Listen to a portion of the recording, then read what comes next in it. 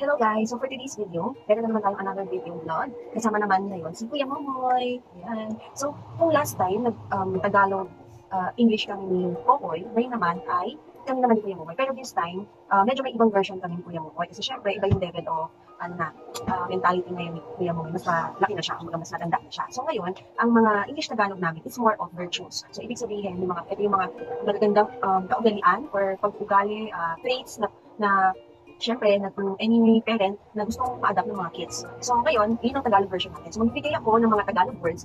Gusto ko malaman kung naiintindihan niya yung Tagalog words. So, itatranslate niya into English. Tapos, papaulit-ulit sa kanya yung Tagalog word. Para kumbaga, meron din siya natutunan for today's video. Okay? So, ready ka na po yung mga okay.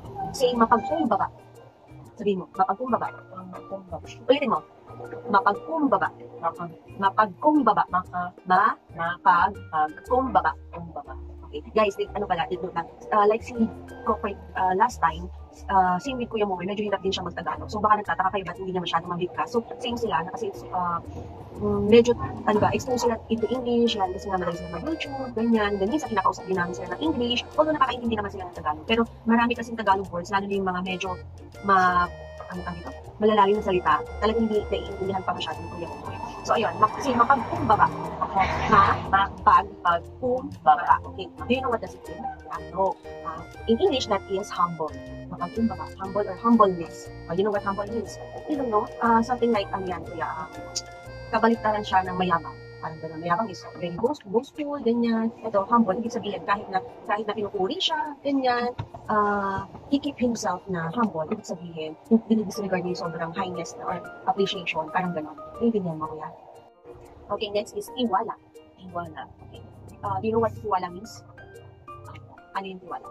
Nagkaan po. What is it in English? Trust.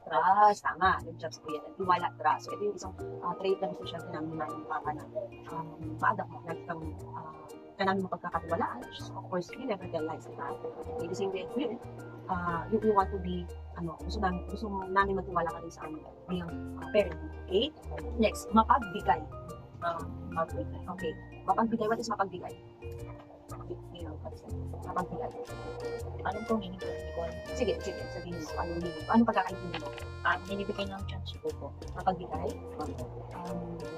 In English, generous. Ibig sabihin, katulad ng ginagawa natin pagka Christmas, ibibigay tayo sa mga kids. Yan. Kumbaga, you're giving without asking anything in return. Parang gano'n. Naiintindihan mo? So, yun. So, next natin is magalang. Si magalang. Magkano? Okay. Ano ang magalang? Magalang? Ano magalang? Bless. No, that is polite or respectful. Kasi pag nagpupuan o ka, magalang kang bata. O kaya, nag-excuse kami, nag-excuse ka. Kaya, may dumadaan, nag-excuse ka. Bigatin? Next. Mabait. Ay, ilan taon na siya? Okay, mabait. Anong mabait? Ano po? Mabuti na bata. Mabuti na bata. That is kind. Okay, mabuti. Tama naman yung kanyang thinking doon. Okay, next is masunurin. Say masunurin. Masunurin. What is masunurin? Nagkikinig. Masunurin is obedient. Ibig sabihin, halimbawa may binigay na instruction si mama, si papa, or even si teacher, then you follow that instruction. Ibig sabihin, masunurin ka, sumusunod ka sa sinasabi. Pag sinabing bawal to, sumusunod ka ba? Alam mo bawal, hindi mo gagawin. Alam mo ito yung dapat gawin, sinusunod mo rin yun. Okay, understand mo yan? Okay, next is matapang. You know what matapang means? So, what is matapang? Brave. Good job, kuya. That is right. You want also you to be brave sa lahat ng dadating sa'yo. Problema man yan, whatever, brave ka. Kasi ito si Kuya mo, pag nanonood kami ng horror, talaga mas ano pa siya mas matatakotin pa kasi kay Kokoy. So, we want him to be brave, hindi lang sa ganung eksena nanonood ng horror, but also in real life, kuya. Kasi maraming problemang dadating sa atin, so kailangan maging matapang ka. You understand? Okay? Next is pasensyoso. You know what is pasensyoso? Say pasensyoso. Pasensyoso. Okay, that is patient. Ibig sabihin, example, ang tagal-tagal matapos, matagal-tagal matapos ni mama, kaya ni papa, sa mga ginagawa namin, and then, meron tayong movie, parang manonood tayong movie, pero, ang tagal-tagal namin. So, kayo ni Kokoy, because you are both patient, nakakapaghintay kayo. Patiently waiting. Now, do you understand that? Okay, so yun. Kasi it's also overdue yung waiting Meron kasi mga bata, meron mga tao na hindi makapaghintay. Kaya naman parang minamadali yung kung taong hinihintay or what. But in the end, nagiging disrespectful, alam mo yun. So, it's really important. Okay. Next is mapagpatawad. Kasi mapagpatawad. Mapagpatawa. Mapagpatawad. You know what does it mean? That is forgiving. Ibig sabihin, may ginawa. Di ba, may ginawang kasalanan sa'yo si Kokoy. And then, nag-sorry siya sa'yo. Ganyan. Ikaw, as kuya, pinatawad mo yung kapatid mo. Ibig sabihin, nag-sorry siya. Okay na yun, sabi mo. That is forgiving. Okay? Intindihan mo, what is that again? Forgiving? Mapag? Nagpagay. No. Mapagpatawad. Nalito na siya. Mapagpatawad. Okay. Next is, last but not the least, kabutihan. Kabutihan. What is kabutihan? Mabait. Related to mabait, but it's goodness. Goodness.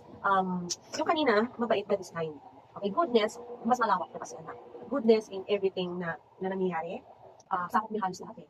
Goodness, pwede siyang maging mapagbigay, mabait, mapagkumbaba, lahat yun. Lahat ng positive traits pasok dito sa kabutihan. Goodness, ibig sabihin sa puso mo mabait. Mabuti kang tao. Okay, you have good intentions in everything you do. You have good intentions in being, talking with other people. Resilyahan mo. That is goodness. So always remember that, kuya. Always be good to others. Okay? So that's it for today. May natutunan ka ba, kuya? Medyo. So ba't parang malungkot ka, kuya? So that's for our video for today. So yun lamang. Till our next vlog.